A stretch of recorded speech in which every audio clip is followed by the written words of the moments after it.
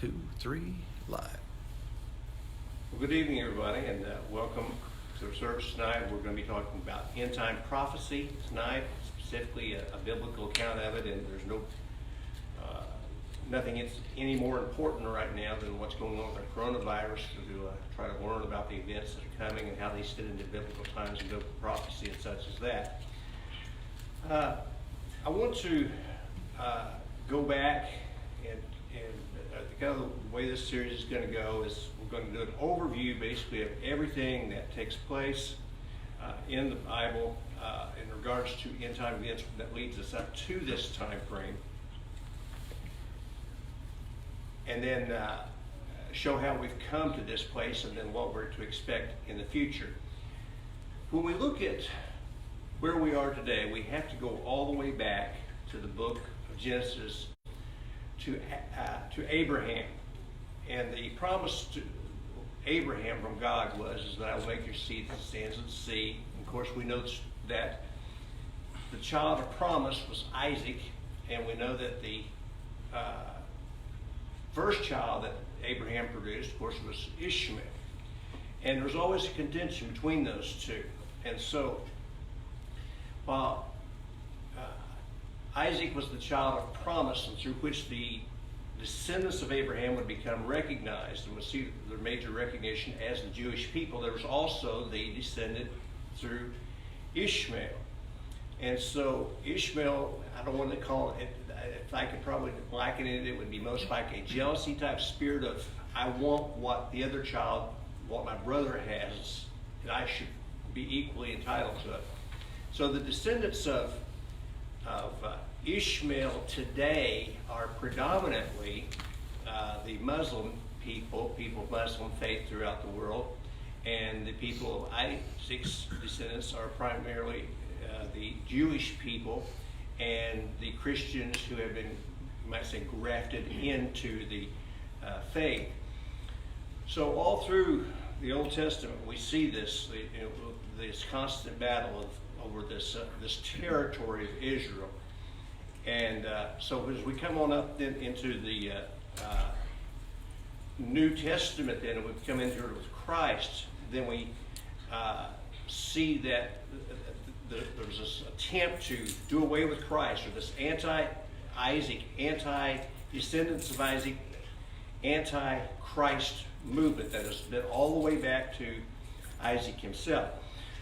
And so Jesus and the disciples would even make comments that the Antichrist spirit is already here. It's not something that's going to be showing up in the future. It's already here. It will be an extension of it in the future.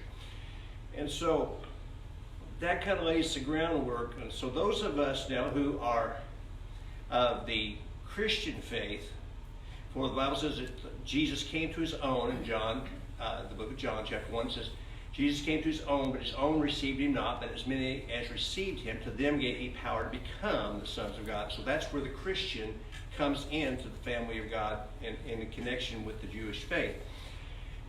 Now, when we're looking at this, the Christian faith then begins to spread. But Jesus' the original intent, and if you'll ever take note and look, the disciples were all of the Jewish faith. The original 12 were all of the Jewish faith or Jewish connection in some capacity or the other. And so that's where it all started from. And the Bible says that they were first called Christians at Antioch because they had taken on the attributes of the Christ or of Jesus. And so that's where the word Christianity comes in. And as the church grew in number, it literally was going into all the world. In fact, one of the leaders in the book of Acts said that they have turned the world upside down with this gospel, with this doctrine. Now, the word for Christian, or the meaning of the universal doctrine or the universal faith, that's where we get the word Catholic from. And so when we think of Christianity, it was all Catholic or all Catholicism from basically 300 AD on through. And then we broke off into the Protestant movement in the 1500s after Martin Luther. And I don't want to get into too much of the theological side of that, but I do want to lay that groundwork because it's important for us to know where we are today. Because as Christians, if we don't know our connection to the Jewish faith, we think we have a tendency to take all the writings of the New Testament and apply it only to us as Christians, when we're really needing to connect it back to the Jewish people and our connection to the Jewish people. And this is where, when the Bible says it, tells him, he says, I will bless those that bless you, curse them that curse you. That's why it's so important for us to understand our connection to the Jewish people. So then after the early church had gotten started and Jesus has ascended into the heavens to become the adversary between God and man, and for the people that would be the future Christians, including us today, what then, at a certain point, the only disciple that didn't die what we would call a martyr's death was John. And John, however, they tried to kill him, but he wouldn't die. They boiled him in oil, but he wouldn't boil. They tried to kill him, but he just wouldn't happen. And so they put him out on an island at an old age. Best estimate is John would have been probably about 89 years of age at the time that he went to the island of Patmos, thinking that he in an elderly state would probably lose his mind, because this was also the island where they would send prisoners that they couldn't deal with. They would exile them from society and put them out to this island. And so they thought that John would probably get out there and get killed by one of them, or that he would lose his mind. But instead of that happening, John would later write, he said, I was in the Spirit praying on the Lord's Day when I heard a voice behind me. And I turned around to see who it was, and it was Jesus the Christ. And Jesus would say, I am he that liveth and was dead, but behold, I'm alive forevermore.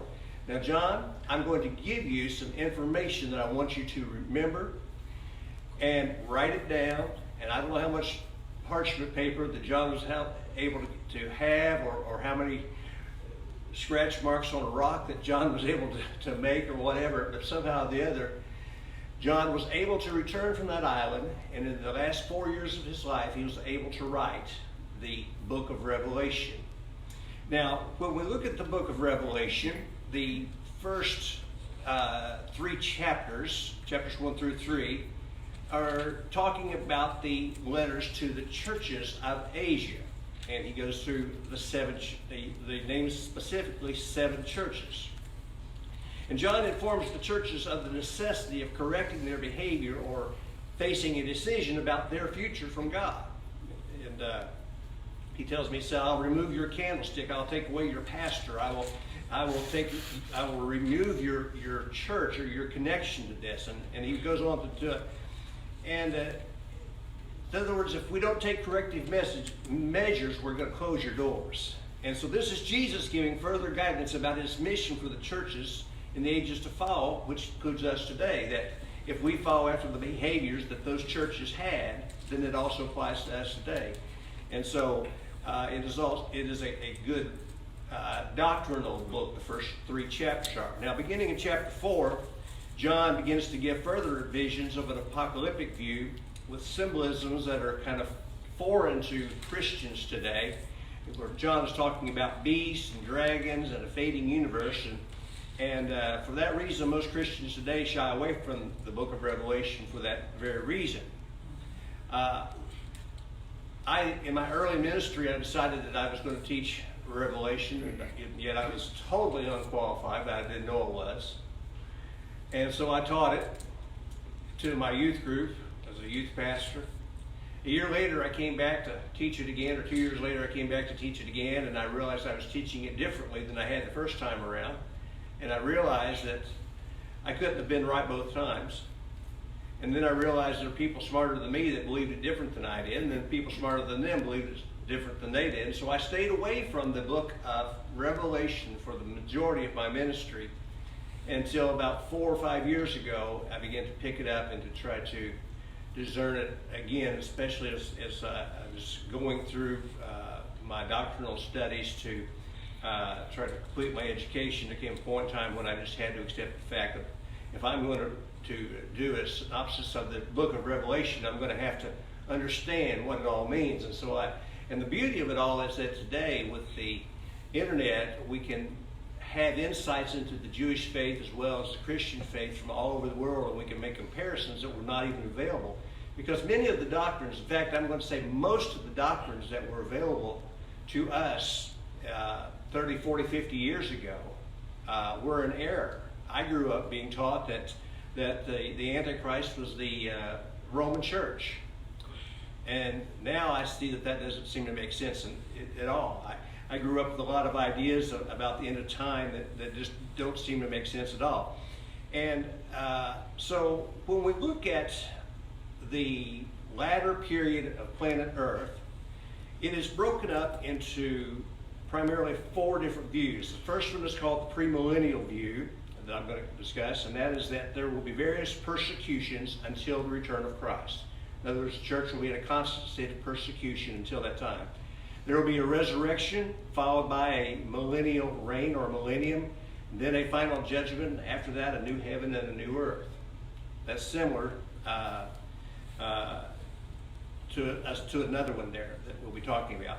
There's the amillennial view. This view is held primarily by the Lutheran faith and those of the Calvinistic faith, that it rejects the idea of a millennial reign and sees the millennial being fulfilled in the present church age.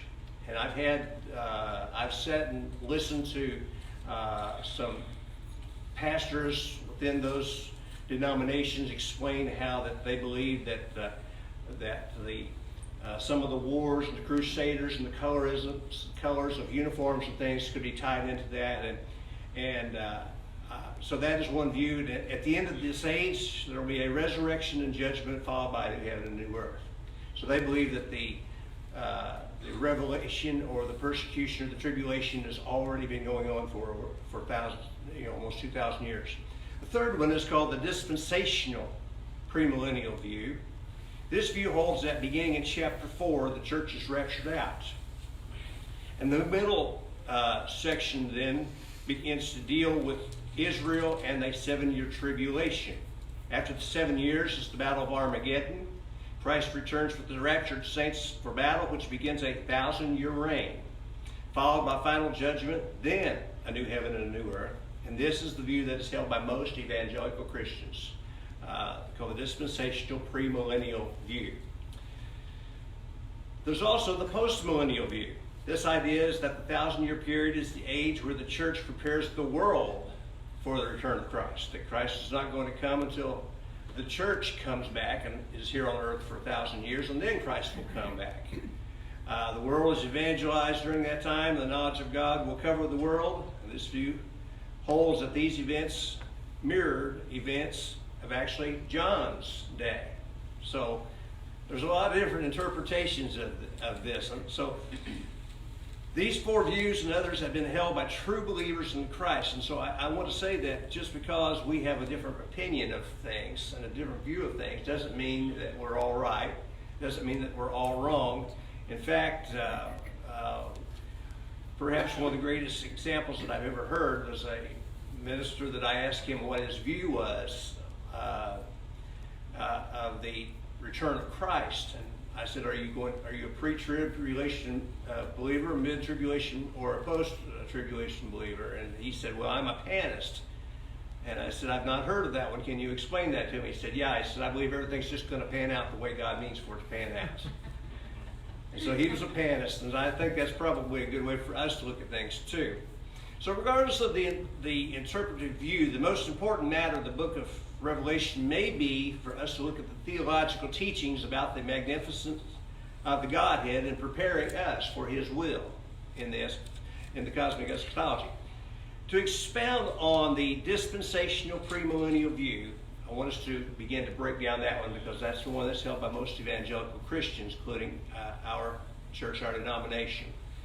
The breakdown of the 7 years is important.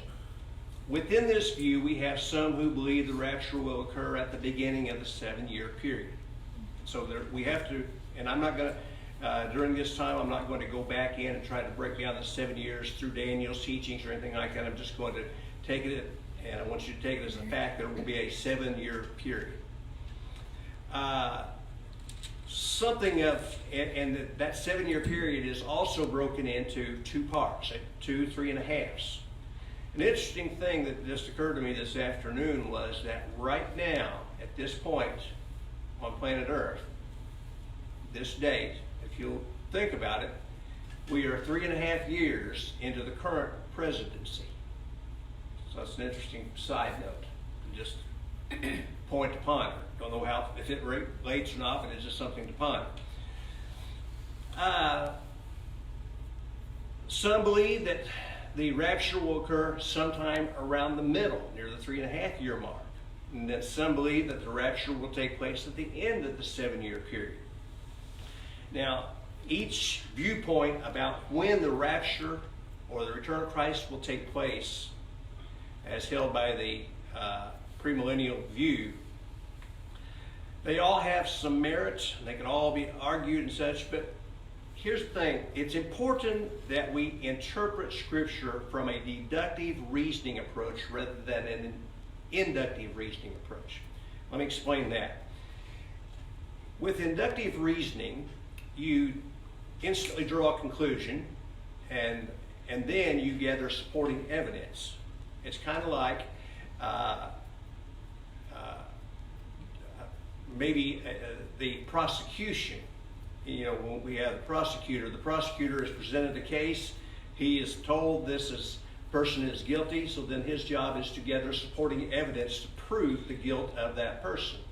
The defense, on the other hand, presumes the person is innocent until proven guilty. And so he gathers all of the facts and then tries to convince the jury of the person's innocent based upon the facts. One is called inductive reasoning, one is called deductive reasoning.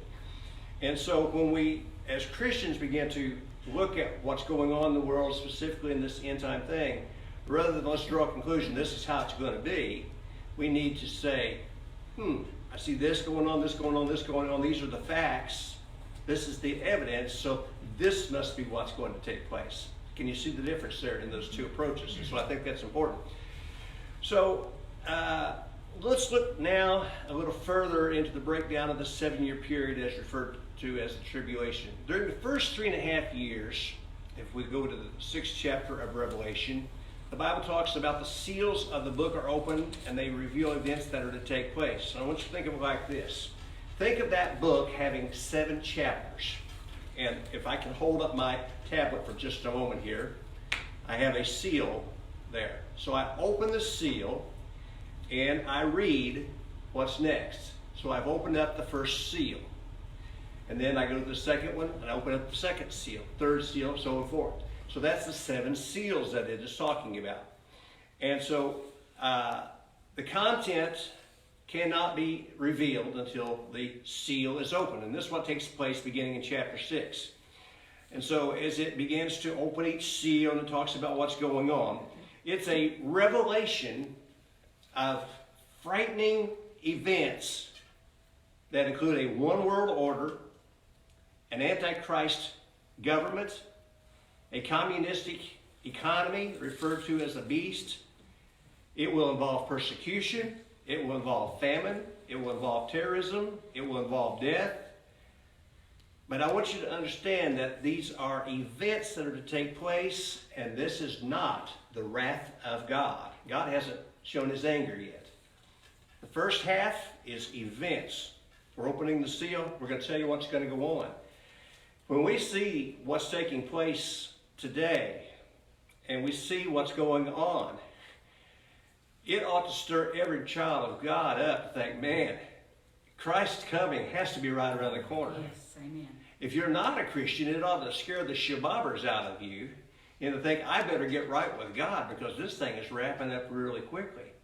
Someone asked me last week, we were talking last week, Brother May went with me the other night to speak at a men's event, and I said, I don't believe that what's going on this past 2 weeks is the seals of Revelation chapter 6. But I do believe it is a test run.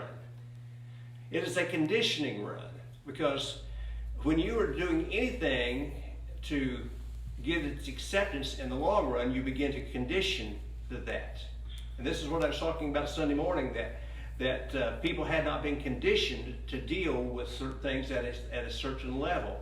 And so I believe that what's going on right now is that there are satanic forces and spirits that are dealing in the world, that are preparing the Christian or people that are left behind who will perhaps later find Christ. I believe it is conditioning them to accept the mark of the beast and the Antichrist spirit. For example, when we look at what's happened this the last 2 weeks, first off, the stock market has crashed. We have lost 1/3 of the value of the stock market in 2 weeks' time. So that means people's retirements are in a mess right now. Now the hope is that it will come back, but wait till I get to sharing some real numbers with you here in a little bit, and then you can get really nervous. Secondly, one of the seals talks that peace will be taken from the earth. Guess what? This world is a mess right now. When you can't buy toilet paper or hand sanitizer at Walmart, and you go through and all the food and the meat's gone from all the counters, and the freezer stuff's all gone, and I work for another company, and every freezer that we've got's been sold. We don't have a freezer to be purchased. And so there's absolute there. And when the Bible talks there in chapter 6 that this horseman would go out to take peace, I don't believe this is the one necessarily that's to come, but I believe that this may be a conditioning, because I've never seen anything like this in my lifetime, nor has anybody else, to where that our government officials can come in and shut down restaurants. You can't go to Cracker Barrel and eat a meal. I went to a little store way out in the boonies today, and she had to have all of her tables set enclosed with chairs on top of them so that we couldn't sit down. And because they had a restaurant in there, and so she said, we can't serve it. And she said, to think that they are suggesting that we close churches, the fact that schools have already been closed down, and that trucking is being monitored and restricted, that public gatherings are requested by the president to be no more than 10 people. You know what? When the time comes, the Antichrist says, you're not going to have church anymore. Well, those who are conditioned will be able to say, well, we've lived through this before. And this is why I want to encourage us that, and as I said this in the public statement that I put out on behalf of the church, that those who attend the church are the church. The building is still a building that the church meets in. And so it's important that we do this. And so beginning in chapter 16 then, of the book of Revelation, that's where the vials are opened and poured out. Now, as we look at the vials, try to imagine it like this. And I have to just think in ways that I can understand, ways that I can visualize. Let's suppose a scientist is in a laboratory and he's making some sort of a creation. At some point in time, he realizes that this creation that he has made has had foreign matter to get into the mix, and it has become tainted. Let's say that scientist has decided to create a planet called Earth, this big around. But he realizes that a foreign matter called sin has come into the picture. Are you understanding this now? And so then he says, I've got to destroy what I've made. And so he takes a vial and he opens it up and he pours it onto to what his creation has been to destroy it. Well, that didn't do it. He opens up another vial and he pours it onto there. And that doesn't do it. And he continues to open vials until he has opened 7 vials before he is satisfied with the destruction of his creation. And this is kind of the way it is with God. And this is called the wrath of God. And this is where God is unleashing his fury on planet Earth. But because of sin, it became tainted. And he continued with an approach to try to correct it with the blood of animals and ultimately with the blood of Christ. But when the sin simply wouldn't dissolve and disappear, he had to come along because sin was stubborn. And God in his mercy and grace and a commitment to oblige his covenant with Abraham, he allowed things to continue on for centuries and millenniums. And at a certain point, we are informed in the book of Revelation that God said, enough is enough, and I'm done with this thing. And then God begins to go about seeking to destroy his own creation.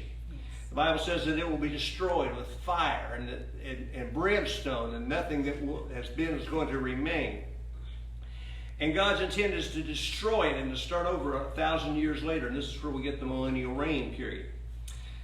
Now, if we want to take this into context and to try to give it a dating here, it appears as though the beginning of the 7-year period is the beginning of the opening of the seals to reveal 3.5 years of events that will take place, just simply events taking place. And at the midway point, it appears that that is where the wrath of God and the opening of the vials takes place. So we have two parts of this 7-year period, which is called the Great Tribulation period. Now, in Revelation, it talks that John said, I saw a number that no man can number coming out of great tribulation.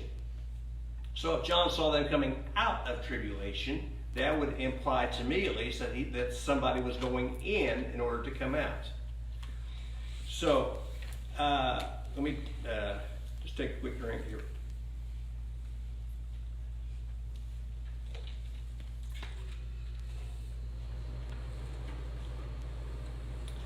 Now, I don't believe there is anyone who can say with any clear conscience that God would pour out his wrath upon his children and come at us with anger. Because of Christ, we have been made new as a Christian, and we have become the bride of Christ. So it doesn't make any sense in the world to me that Christ would prepare his church to become a church without spot or wrinkle to be ready for him to come back for, if he's going to drag them through the mud and stomp them and step on them and everything else. So I believe that somewhere before the opening of the vials and the pouring out of God's wrath has to take place, the rapture of the church.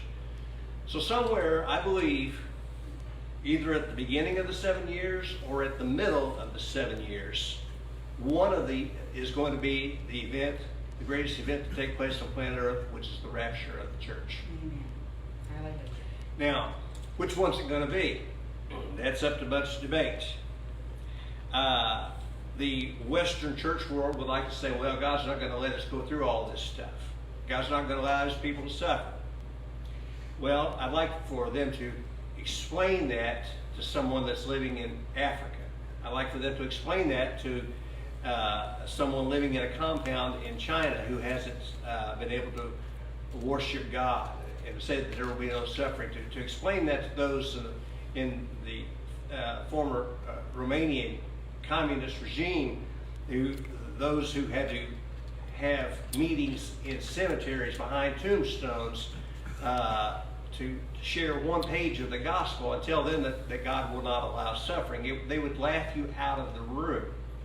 So I think it's fully reasonable to think that we could go through the first half of the tribulation. I don't think there's enough evidence to support that we will, nor do I think there's enough evidence to suggest that we won't. Now, there is a verse that I want to share with you, and I want to point out to you that he says this. He said, pray that you be counted worthy to escape. In fact, let's look at it. If you've got your Bibles, it's Luke 21:36. Jesus is talking about the end of time, and he said, watch ye therefore, and pray always that you may be accounted worthy. And this is an interesting thing. He says, accounted worthy. Not counted worthy, but accounted worthy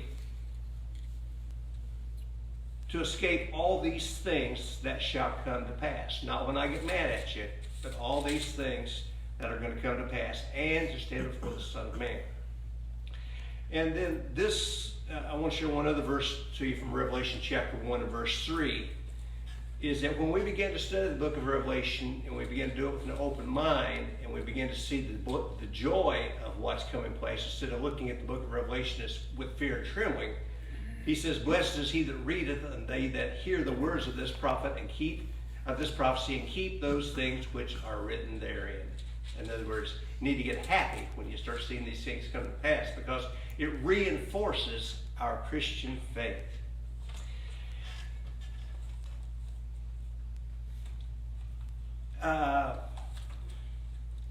Let's look at Revelation chapter 6 and verse 1, and we're going to try to limit these to about 40 minutes tonight, each night if we can. Here's what I'd like to do while you that are here are turning, and those who are watching us turn to Revelation chapter 6. This is where we're going to begin to look at the 7-year period. And I want to talk to you for a little while about the coming economic meltdown, which may have already started. I'm not sure. I thought it would have started a couple years ago, but it hasn't yet. But if you've got questions that you want to hear answered during this series, I want you to write them down and get them to me. If you're watching us by way of Facebook, I want you to personal message the church on the Facebook page or to send emails to someone or text messages to us. But let us know and we'll try our best to answer those questions during these sessions as we go forward. So the book of Revelation chapter 6 and verse 1 is where we're going to begin to read. John doing the writing, he says, and I saw when the Lamb opened one of the seals. In other words, Jesus is opening the book, saying, I'm going to show you what's going to take place. He said, I heard as it were the noise of thunder, and one of the 4 beasts saying, come and see. And I saw, and behold, a white horse, and he that sat on him had a bow, and a crown was given unto him, and he went forth conquering and to conquer. The first seal is talking about power to conquer. The horse represents the mobility to accomplish this purpose. The bow represents fighting and war, and the crown upon his head shows that he will be a leader, likely the head of a state of a country, king, prime minister, so on. So the first thing we can expect to see is a cluster of wars breaking out.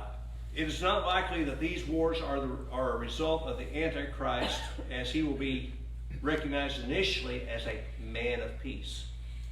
Initially, he will be recognized as a man of peace. So these wars that are breaking out will not likely be pointing to him.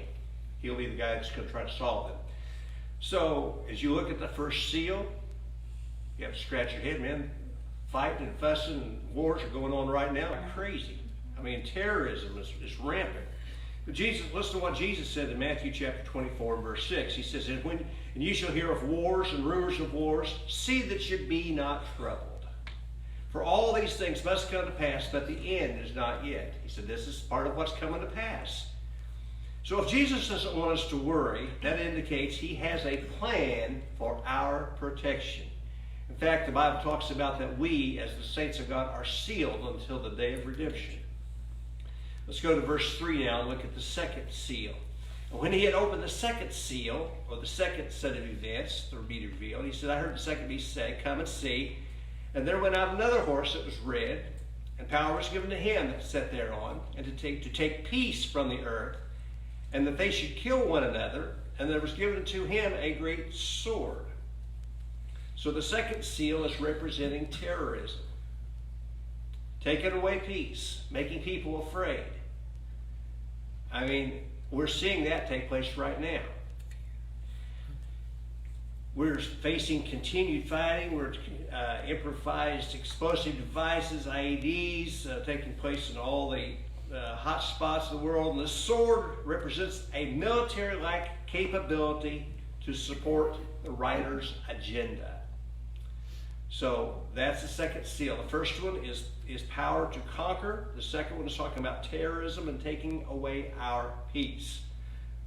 The third seal in Revelation 5, and we'll probably stop with this one. And when he had opened the third seal, I heard the third beast say, come and see. And I beheld, and lo, a black horse, and he that sat on him had a pair of balances in his hand. And I heard a voice in the midst of the 4 beasts say, a measure of wheat for a penny, and 3 measures of barley for a penny, and see that thou hurt not the oil and the wine. So I want you to draw a conclusion, the distinction there, as a separation, is that the essentials of everyday life, of buying food and personal effects, is what is going to be addressed first.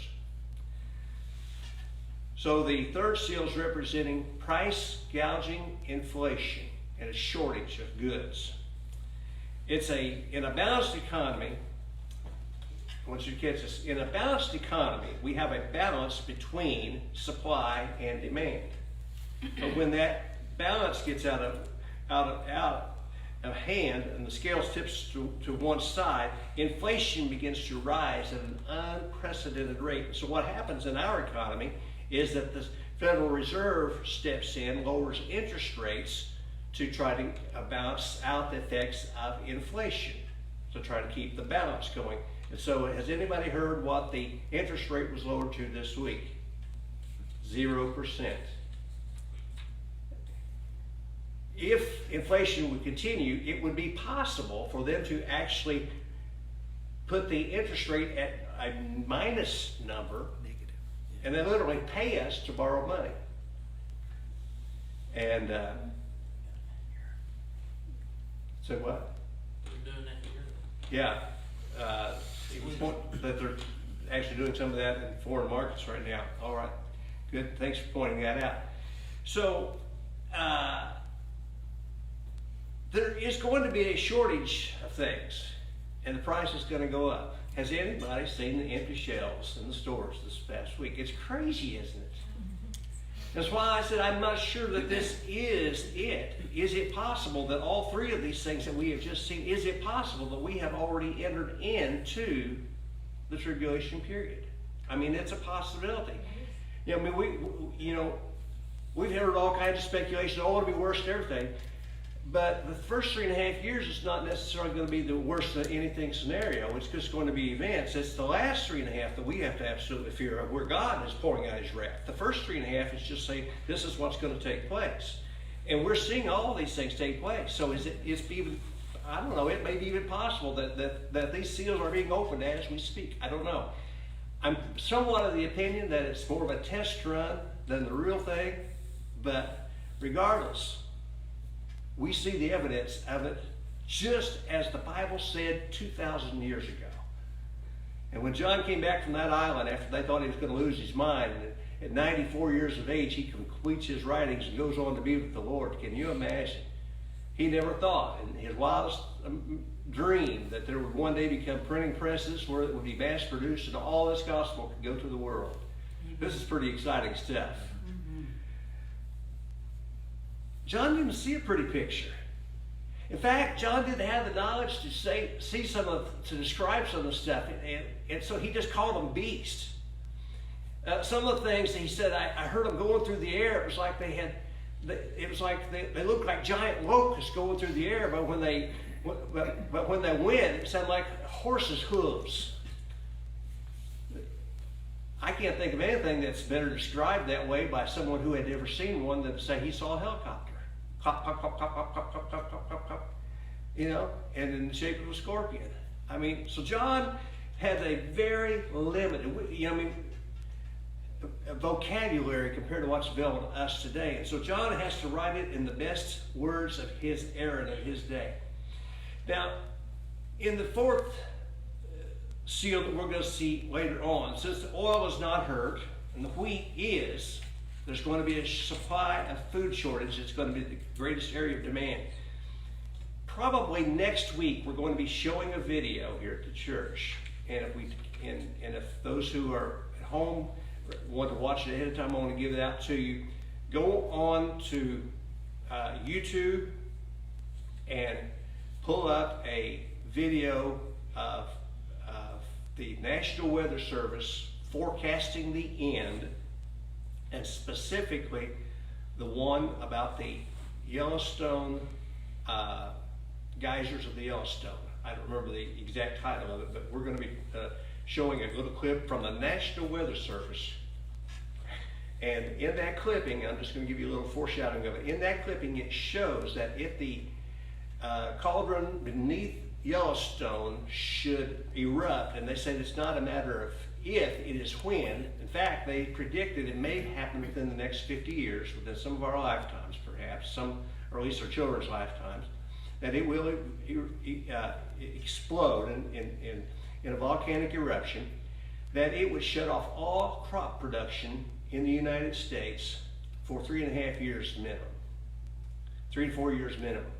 In other words, there comes the food shortage and no way to replenish it, because the Midwest is the breadbasket to the world. So all this is all lining up, just as the Bible said. So, have confidence that we're on the right side of this thing. Mm-hmm. Be excited about it. I am convinced that from all indications, we are living in the last generation. I believe that we will see the return of Christ. The hope we have is that Jesus promised never to leave us, even until the end of the world. He said, at this point, this is not the end. This is only the beginning of the end. Nation shall rise against nation, kingdom against kingdom. There shall be famines, pestilence, earthquakes in divers places. These are all the beginning of sorrows. But do you remember what he said? He says, and when you hear about all this, he said, lift up your head, for your redemption draweth nigh. That's enough to get somebody excited. Oh, I wish I had more time, but I don't. I'm going to take just a couple more minutes to talk about this. I've just got to get to this because I wanted to talk to you more about the economic mess up that's going to take place. We've already seen that all the threats and all the examples of the first 4 seals are already on us in a capacity. Whether this is the way it'll be in that final thing, we don't know. But we do know that it talks about when the 4th seal occurs, that it will become so bad at that point that 1/4 of the population of the earth will die from a lack of food and a shortage of things. Now, I want to talk to you for just a moment about the mark of the beast. Growing up, as I said, I grew up with a lot of wrong doctrine. And after me having done my own studies with the deductive reasoning approach, I am of the opinion that the beast is not a person, but rather a system. And that the beast is a socialistic, communistic system of which you will have to have a number in order to be able to buy or to sell. To have an economy, everybody will have to have a number assigned to them. And as such, because of the fraud that will become rampant during that time frame, rather than give you a piece of paper or assign you a number for you to remember, they will embed it into your forehead or into your wrist so that they can scan you when you walk up to the counter. So the smart cards and the chips and the smart driver's licenses and things like this, to show you how that they are already in effect and they're already using them for us, is that when I was in Mexico last time, I walked up to the line of customs, and from 20 feet away, she has already looked at my picture that she's picked up from the passport that was in my pocket. And she could see, and so she is looking at my passport from a chip that's in my passport. If you look at new passports, they're encoded. And she was able to pull up my passport and see me before I ever reached the counter. And by the time I reached the counter, she said, "You're already clear, go on." And so, one of the things that we were warned about is, as we were near the borders, is to realize that there are people who are attempting to break into those systems. And so if you have a charge card, make sure that you leave it in your vehicle when you're within, I believe it was 300 yards of the border, so that their interceptors couldn't pick up your charge card and use it and steal your information. So the technology is already there. I spent a lot of years in retail, and I was not just trained as a store manager or as a merchandiser, but I was trained to be a merchant. We don't have that type of teaching in the world today that I taught, and I was probably actually the last of the generation of merchants to come along. And in being a merchant, you are taught both about supply and demand, about ratios of debt to income, debt to assets, and so on and so forth. And the problem that we're having in the United States that must be dealt with, and is not going to be dealt with, and is going to nosedive us directly into this economic meltdown, has to do with our national debt. Currently, before any of this stimulus that's going to come out in the next 2 weeks, currently we are at $23 trillion in debt. So let me show you why and how the United States economy and ultimately the global economy is going to collapse. And let's just take it, to illustrate it, let's use a typical family of 4 living in the Midwest. And let's just say they make $40,000 a year. If you break that down, that's about $3,300 a month. Interesting note, when I applied the normal tax rate percentage to 33, it came up to 666. Was the amount of taxes that was to be taken out on that. So it would be 27. And then you've got a house payment of about, say, $500 a month, and you got utilities of a couple $100, $250 a month, and you got to feed a family of 4, a couple $100 there, and then you got a car payment and car insurance, and then you got to get gas to drive back and forth to work, and then health insurance. And after you have the spouse that works, and there's a second car, and there's school expense and daycare expense and repairs and vacation and medicine. And if there's a third child on the way, and if nobody has a hobby and there's no Christmas to buy for, then guess what? If this family isn't putting something away for a rainy day, they are absolutely headed for disaster in a very short time. In fact, that person is most likely living paycheck to paycheck. It takes somebody really smart or lucky or blessed to get by with less than that in our current society.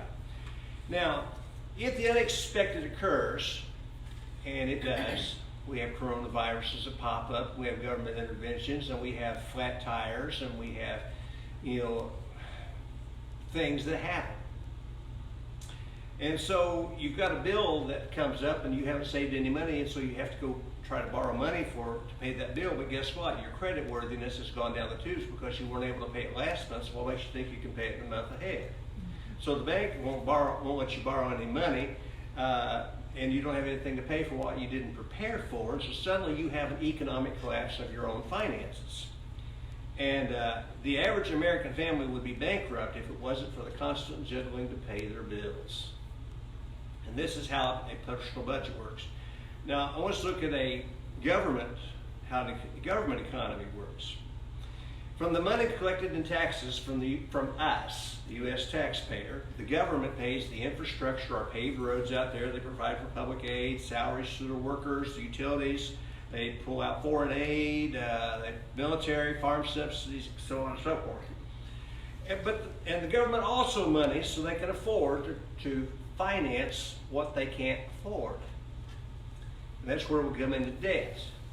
They issue treasury bonds, they borrow money from foreign countries, the difference being that the government isn't paying much on the equity like we have to.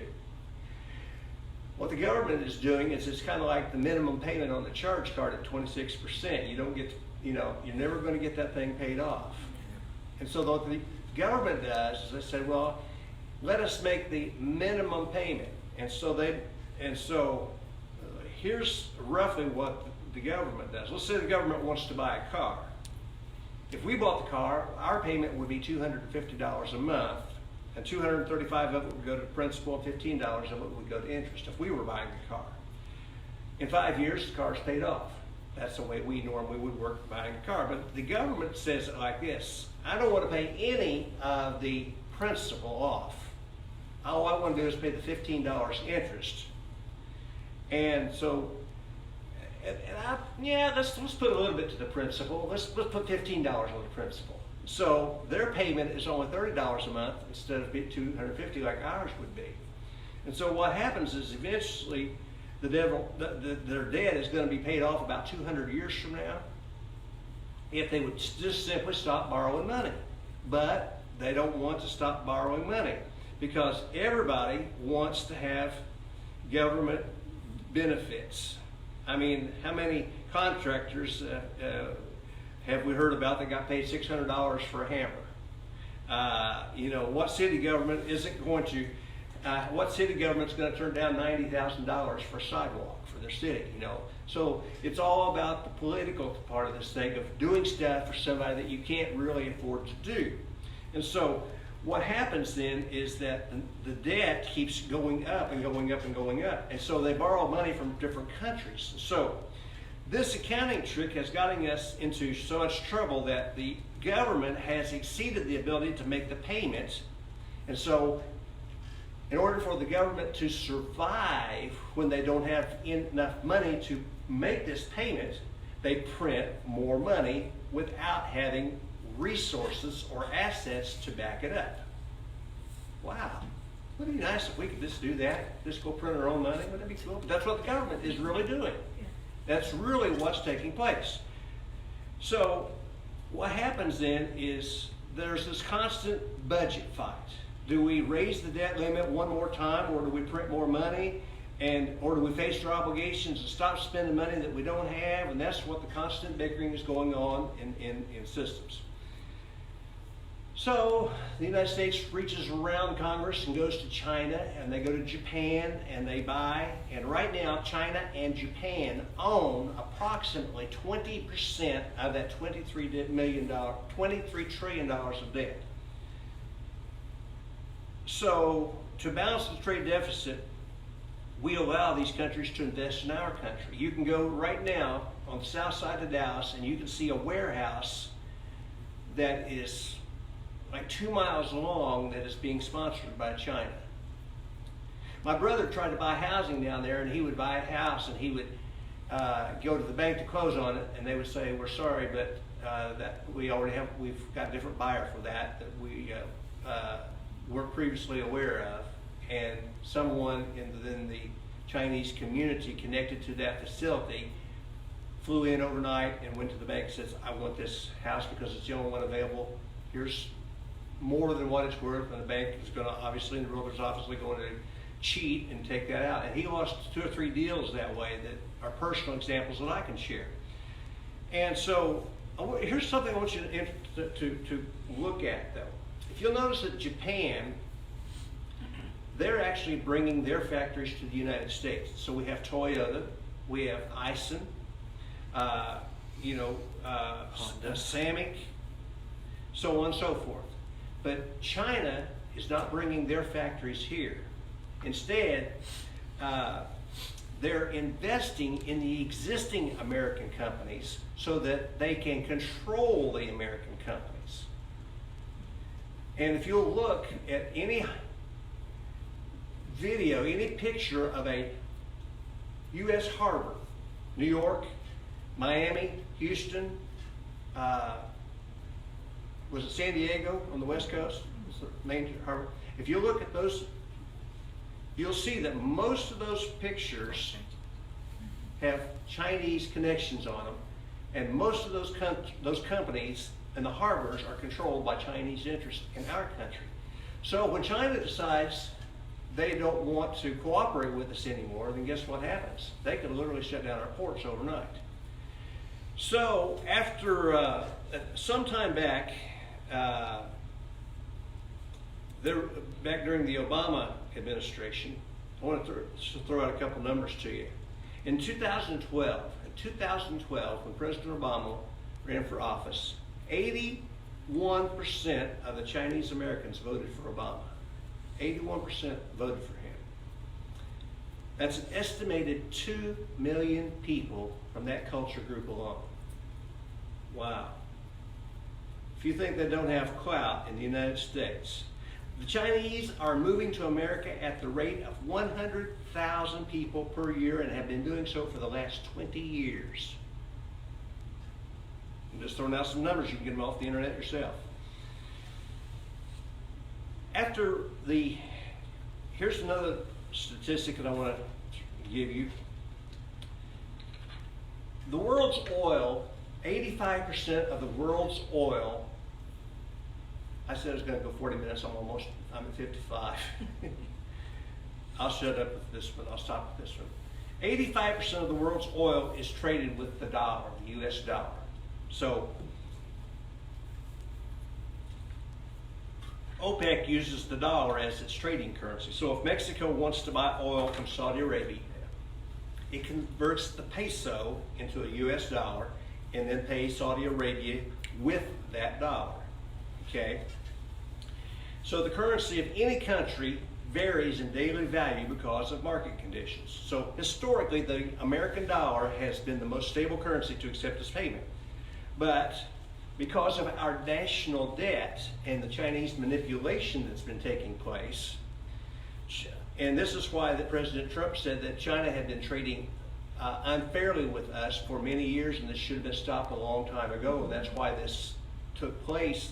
One of his first things when he went in office is that we will start this trade war with them because they're going to start playing fair with us. One Chinese official said after the last government shutdown, he says, while U.S. politicians grapple with how to reopen their shuttered government and avoid a potentially disastrous default on their debt, the world should consider de-Americanizing. In October of 2016, this commentary on China's official news agency said, as U.S. politicians of both parties fail to find a viable deal to bring normality to the body politic they brag about, it is perhaps a good time for the befuddled world to start considering rebuilding a de-Americanized world. It's such alarming days when the destiny of others are in the hands of a hypocritical nation, and that has to be terminated. That's what China was saying about the United States at that time. A new world order should be put in place according to which all nations, big or small, poor or rich, can have their key interests respected and protected on an equal footing, pointing to a one world government. So if the proposed Chinese plan comes into place to where that the oil money is replaced with their currency as opposed to the United States dollar, it is expected that overnight the value of the American dollar will plummet to 67% of its current value. Put that on top of a coronavirus thing and you'll see that very quickly there will be a coming economic collapse. And this is the kind of event that will cause an individual to default on their loan, and this is where the United States is standing as we speak. And it's kind of like asking a farmer to put out a crop next year and expect to receive nothing for it. That's not going to happen. And so the food's going to skyrocket. Food shortages are going to take place. And did you know that China also owns approximately 20% of cropland in the United States? And so you see that they are a much larger threat to us than the Soviet Union or Russia. And so, but the Bible lets us plainly know that there is a plan to emerge to form a one world government, and buying and selling will take place by aligning with that leader who comes to power, that we will come to know as the Antichrist. He will come as a man of peace to offer a solution, which everyone will want to follow him. And then he'll come to a place where he'll say, okay, here's the deal. Nobody can buy or sell unless we approve it. For the Christian, we can't allow ourselves to do it because he is representing the Antichrist or the anti-God. So we've got to look for God as our source. But the good news is there is just about to be a rapture of the church out of here. And he says, there is no temptation taking you, but such as is common to man. But God is faithful, who will not suffer you to be tempted above that ye are able, but will with the temptation also make a way to escape, that you may be able to bear it. There is going to come the opening of these seals. There is going to come an economic meltdown, and it's all going to take place. When? I'm not going to speculate on the timing. I've watched that fail too many times. But it is going to take place. Make no mistake about it, and may already be in place. That's going to conclude this portion of End Time Prophecy series for tonight.